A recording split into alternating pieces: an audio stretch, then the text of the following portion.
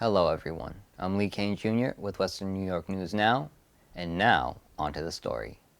Attorneys for Hunter Biden are pushing to keep part of a plea deal they reached with the prosecutor whose new status as special counsel intensified the tax investigation into the president's son ahead of the 2024 election. Biden's attorney argued in court documents late Sunday that an agreement sparing him prosecution on a felony gun charge is still in place, even though the plea agreement on misdemeanor tax offenses largely unraveled during a court appearance last month.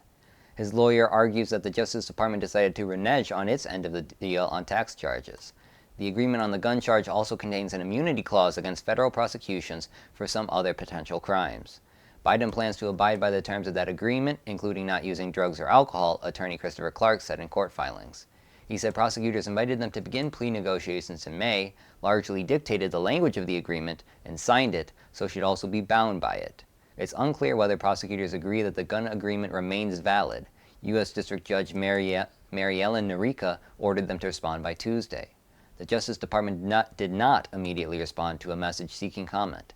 The two-part deal on tax and gun charges was supposed to have largely wrapped up the long-running investigation run by Delaware U.S. Attorney David Weiss, but it hit the skids after a judge raised questions about its terms and appeared to have fallen apart completely when prosecutors said the case was instead headed toward trial in court papers Friday. Prosecutors revealed the impasse as Attorney General Merrick Garland named Weiss as special counsel, a status that confers broad powers to investigate and report out his findings. The government said plea negotiations had broken down and filed to dismiss the tax charges against Hunter Biden in Delaware and indicated they would charge him instead in another court like Washington, D.C. or California. Hunter Biden's history of drug use and financial dealings have trailed his father's political career, and Republicans are pursuing their own congressional investigations into nearly every facet of Hunter Biden's business dealings, including foreign payments. Republicans also denounced the plea agreement in the Hunter Biden case as a sweetheart deal.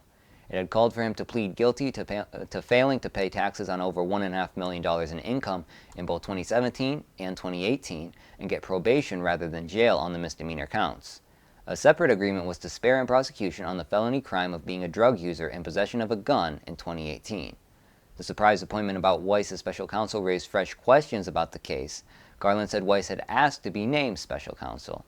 It comes against the backdrop of the Justice Department's unprecedented indictments against former President Donald Trump, who is President Joe Biden's chief rival in next year's election. The cases differ significantly. Trump has been indicted and is awaiting trial in two separate cases brought by Special Prosecutor Jack Smith. One is over Trump's refusal to turn over classified documents stored at his Mar-a-Lago estate. The other involves charges of fraud and conspiracy to overturn the 2020 election in the run-up to the January 6, 2021 attack on the U.S. Capitol. In the case of Hunter Biden, prosecutors have not made any accusations or charges against the president in probing the affairs of his son. House Republicans have been trying to connect Hunter Biden's work to his father, but have not been able to produce any evidence to show any wrongdoing.